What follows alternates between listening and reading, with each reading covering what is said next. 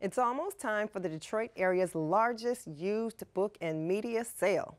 Each year, Bookstock generates money for local education and literacy programs. There are also lots of activities during the week-long event, including the presentation of awards to winners of a 4th grade essay contest.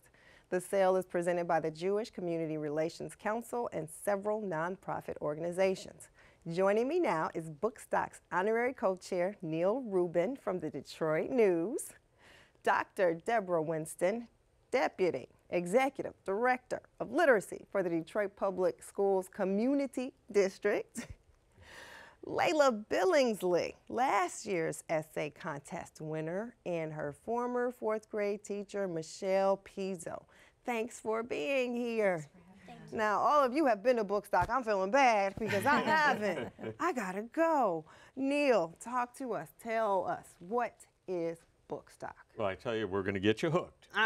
It's Michigan's largest used book and media sale. Right. For all the stuff I forget to mention, bookstockmi.org. Gotcha. Hundreds of thousands of books, new books put out all week, stretching the entire length of Laurel Park Place Mall in Livonia. It's in the mall. Yes. All throughout the hallways of the mall. Throughout the entire mall, end to end. Starts April 23rd, ends the 30th. It's free during mall hours. Gotcha. Everything's cheap. You can stock up on a year's worth of reading. You know, paperbacks $1, most of them. Trade paperbacks a little more. Most hardbounds are $3, and they're sorted. They're categorized. Okay, gotcha. So it's not like, but there's media. What's the media part of it? oh, we have DVDs. There have been a couple of years where I've seen 8 tracks. It's been a while since I've seen 8 tracks. But basically books, movies, music, lots of vinyl for vinyl collectors. And there's a pre-sale. It's all free during mall hours except for Sunday morning, the 23rd, from 8:15 to 11. $20 gets you in the door, and you sort of get first pick of everything. Oh, the early birds, the VIPs, Gotcha. The zealots, the Right. hardcores in some cases. So there's books, there's media, and then there's activities like the essay contest. Layla Billingsley, we have pictures from last year when you won the essay contest, and we see the pictures. You look so happy. Talk to it. First, tell me, what was your essay about?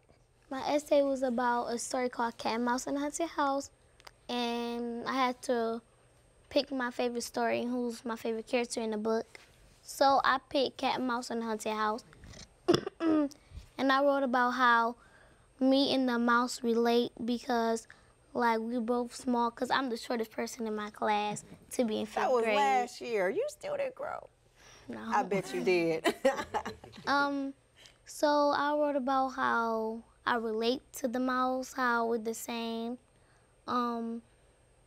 He have a nice personality, so I was like, yeah, I like this book, so let me write about it. So it was like a book report almost? Yeah. Yeah. So I wrote about how he helped his friends and cheer them up and help them with things like me, like I do that for my friends. How you relate to the character. So when you won, talk to me about how did you feel? We could see the picture. You were happy. Yes, Describe how you were feeling. I was about to cry. Like, I was so shocked. Miss Pizzo jumped up. Everybody jumped up, screamed. I'm like, oh my God. Now, Miss Pizzo, talk to us about the process. And first, I got to tell everybody, you guys are from Davison Elementary in Detroit on the east side. Talk to us about the essay contest, what the kids learned from it, going to Bookstock. Well, Davison Elementary Middle School, we have them go all the way up to the 8th grade. We know about the contest, and we entered it from the first year. And to prep them, just, you know, motivating them, getting excited. They love friendly competition. But, you know, conferencing and pressing the pop time that we have going on in the school. It's this big literacy program that we have with one of our awesome instructional specialists. And we practice writing on a daily basis. Right. So they have that from the start.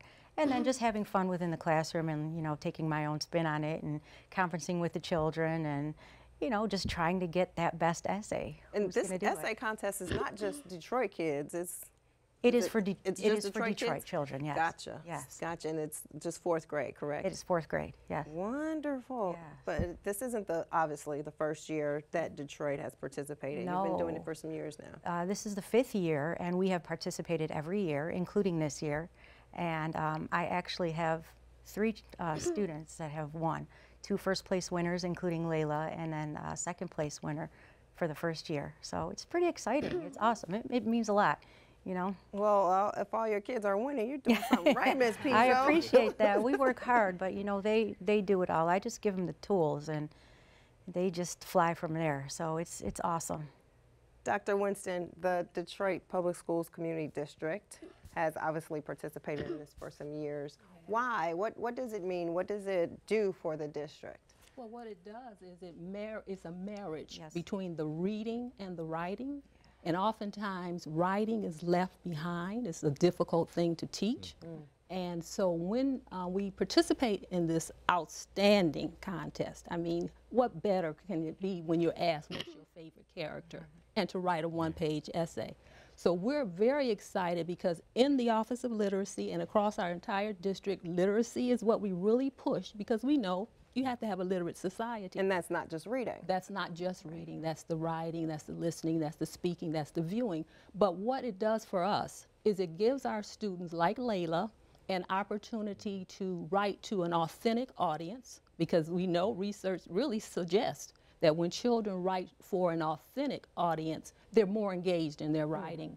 So this gives our entire district, all of our 4th grade children, an opportunity to read, to write about their favorite character, and to enjoy the process. It's Right. more than just being a winner, but when you participate, you're getting better. You're getting better at reading, you're getting better at writing, you're getting so excited about the process, and that's what it does for us. We're very happy to have that partnership. Now, Neil, you and I have to do this writing stuff on a regular basis and this reading.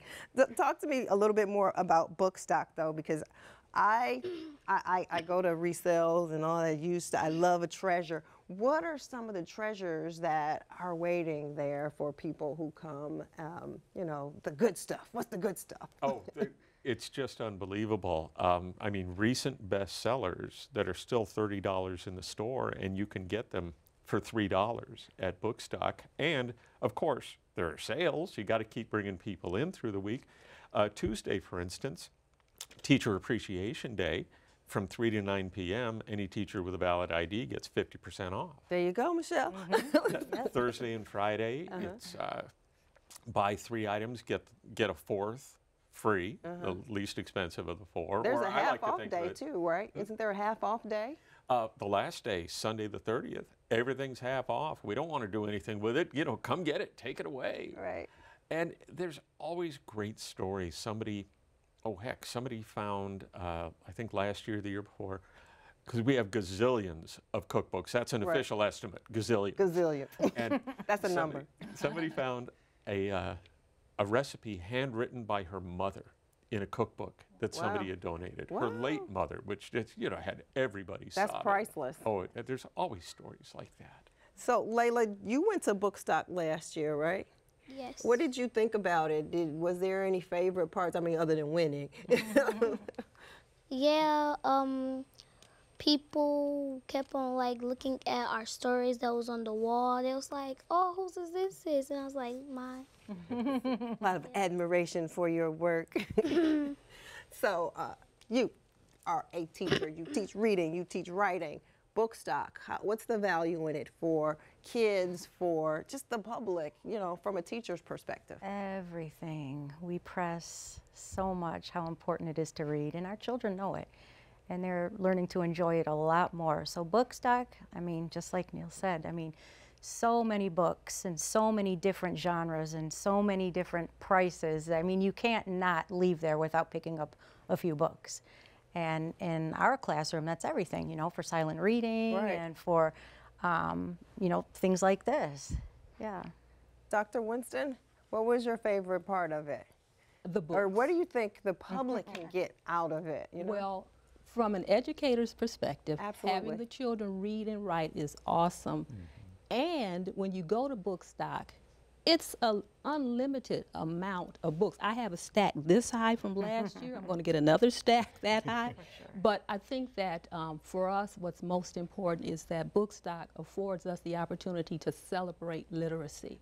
And that's what we really want. Layla is a prime example of the enjoyment in the reading and the writing, and that's what we want to do. So we're really happy with Bookstock. They've given our children an opportunity to be recognized for their work and to really, I think, really help with developing a deeper love for reading and writing. Neil, how do people get to Bookstock? What are the, the highlights? Let folks know. I mean, it's a mall full of books. So some people might just stumble across it. What's the good stuff? A little bit of heaven for you and me. And again, it's bookstockmi.org. Gotcha. And 6 Mile in Livonia. Laurel Park Place. Laurel Park. Gotcha. That is our program for today. Thank you for watching, and you can get more information about our guests at AmericanBlackJournal.org. And don't forget, connect with us on Facebook and Twitter. We'll see you next time.